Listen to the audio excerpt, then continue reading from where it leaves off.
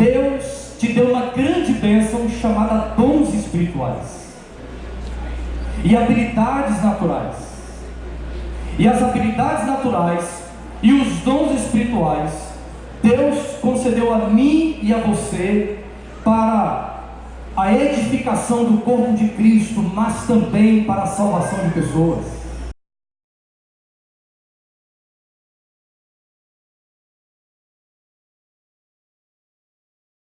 Como nós podemos engajar, envolver ativamente a nossa igreja e você também? Quem são os missionários? Poderíamos dizer o seguinte, pastor, é claro, toda a igreja. Esse é o sonho. Deus também, Ele deseja que todos na igreja sejam missionários, mas nós sabemos que infelizmente não teremos 100% dos membros da igreja envolvidos na missão.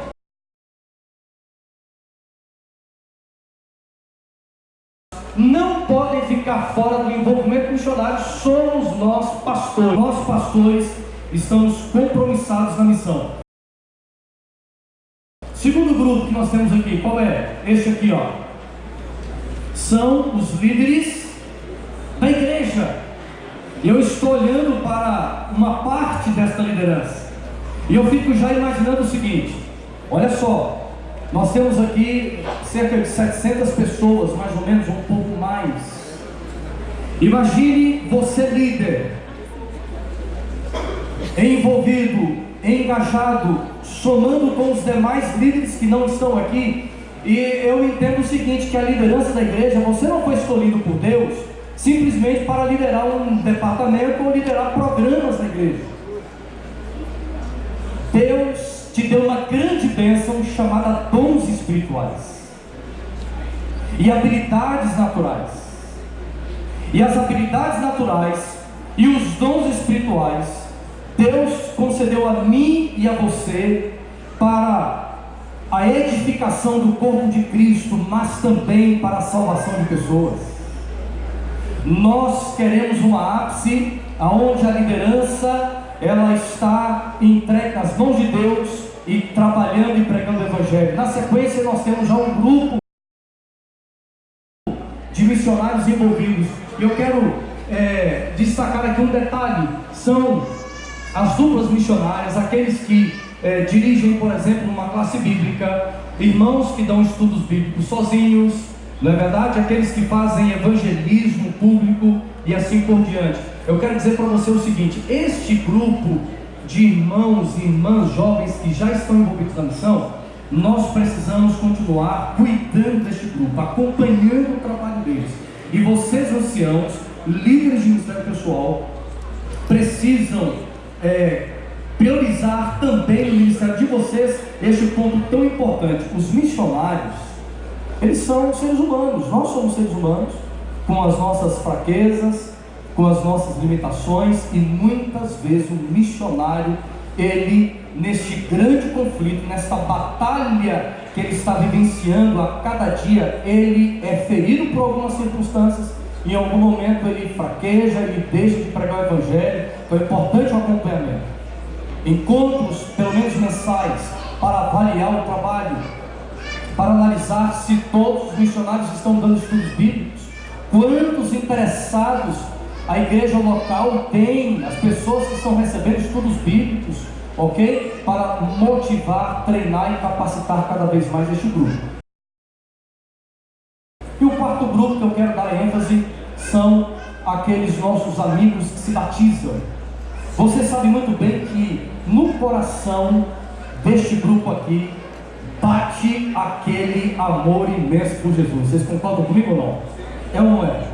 Eles estão empolgados, muitos já estão aqui, querem fazer mais por Jesus. E às vezes nós batizamos essas pessoas e colocamos elas aonde? Simplesmente sentadas no banco da igreja, dizendo assim: olha, fica sentadinha aí, porque você é novo, você não tem experiência, você não sabe fazer nada, senta aí e assiste aos cultos e os programas da igreja. Negativo. Nós precisamos inseri-los em classes do discipulado, em classes de preparação de novos missionários, para que nós venhamos a fazer dos novos membros, não simplesmente novos membros, mas novos discípulos de Jesus. Quem são os nossos interessados? Eu já visitei uma igreja ou outra que às vezes as pessoas dizem assim para mim: pastor, olha, eu queria tanto trabalhar, pregar o evangelho, mas não sei para quem. Quem eu poderia estudar a Bíblia? Então nós vamos apresentar de uma forma muito simples 4 grupos onde está o nosso foco principal, ok? O primeiro deles, esse grupo aqui muito querido. Quem são eles? Juvenis. Estes meninos e meninas são uma bênção. E lá na sua igreja, nós precisamos ter um atendimento missionário especial para essa garotada. Por exemplo, classe bíblica juvenil. Ok?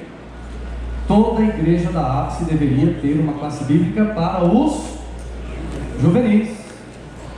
Aqueles que são membros da igreja, filhos de adventistas, não são batizados ainda, nós precisamos deve ter uma classe bíblica para eles. Você então me diz o seguinte: pastor, na minha igreja não tem criança, não tem juvenil na minha igreja, então não há razão de se ter uma classe bíblica juvenil. E no bairro tem juvenil ou não? Tem. Então faça uma classe bíblica e trabalhe com esta classe aqui que nós temos no bairro. Ou seja, não há justificativa na igreja local para nós não trabalharmos com esse grupo. Ou seja, a classe bíblica são os aventureiros, os clubes de desbravadores, cada clube de desbravador com a sua classe bíblica também, trabalhando com este grupo, ok? Vamos lá adiante. Qual o segundo grupo? Digam para mim aí. Amigos e familiares. Tá certo? Há um ditado popular que diz assim: santo de casa não faz milagre. Mas entenda uma coisa: se o santo de casa não faz milagre, Deus, ele faz milagres. As pesquisas estatísticas dizem o seguinte: 70% dos membros nas nossas igrejas, eles foram influenciados espiritualmente a Cristo, ou por um amigo, ou por familiares. Este grupo, todos nós temos pessoas que amamos, que estão próximas de nós, que são amigos, que são familiares. Nós precisamos então criar um movimento de oração por eles, um movimento de mais aproximação intencional, ok? E ali fazer um trabalho de apresentação do Evangelho, da Palavra de Deus. Continuando, o quarto grupo é o grupo dos membros que já foram adventistas, estão afastados. Secretárias da igreja têm feito um trabalho extraordinário de planejamento, de execução na igreja local, mas nós compreendemos que podemos fazer mais. Eu quero dizer o seguinte: cada pequeno grupo da Associação Paulista Sudeste, nós estamos desafiando a resgatar amigos adventistas que estão afastados. Cada unidade de ação da escola sabatina aqui da Ápice, você que é professor da escola sabatina, entenda uma coisa: a tua classe precisa ter um compromisso de trazer de volta para Cristo um amigo, uma amiga que já foi adventista e hoje está longe do Senhor. Muito bem, e o quarto e último grupo que eu apresento a vocês são os interessados da TV Novo Tempo. No ano de 2019, nós tivemos aí 2.800 pessoas, novos interessados da TV Novo Tempo dentro do território da Associação Paulista Sudeste. Se nós fizermos um levantamento geral ao longo de alguns anos, estes números ultrapassam os 14 mil. Evidentemente que quanto mais distante o tempo, mais difícil é nós fazermos um trabalho. Então nós temos que focar neste momento nesses 2.800 interessados que fizeram contato com a TV Novo Tempo agora no ano de 2019. Ok? Então, quando nós temos acesso, você, os pastores, nós temos acesso ao sistema, ele já vai nos trazer informações, por exemplo, quando que esta pessoa ligou, entrou em contato com a TV Novo Tempo, que tipo de material ela recebeu, que tipo de estudo bíblico. Muitos lá no sistema vai aparecer assim, ó, ela deseja receber uma visita, a TV Novo Tempo entra em contato conosco, nós damos um feedback rápido para os pastores, para que estas pessoas sejam urgentemente atendidas. Agora vale lembrar uma coisa, na sua igreja, nós precisamos criar uma equipe, formar uma equipe extremamente treinada e capaz para atender os interessados da TV Novo Tempo. Nós não podemos pegar estes nomes e colocar assim na mão do primeiro que aparecer. Então organize, anciãos, líderes de ministério pessoal, um ministério, uma equipe de pessoas capazes, bem preparadas, gente que sabe conversar bem, ok? Com uma boa abordagem, para a gente poder não errar. Isso tem que ser um tiro certo. Nós temos que acertar já na primeira abordagem. Se nós errarmos a primeira, é difícil nós conseguirmos na segunda ou na terceira vez, ok? Desafios, olha que grande desafio. Mas Deus tem a sua igreja aqui na terra. Eu e você. Quem são esses 9.000 aqui? Quem são eles? 9.000 pessoas que vamos estudar a Bíblia no ano de 2020. 9.000. Neste número dos 9.000, uma parte tem que ser minha e uma parte tem que ser de quem?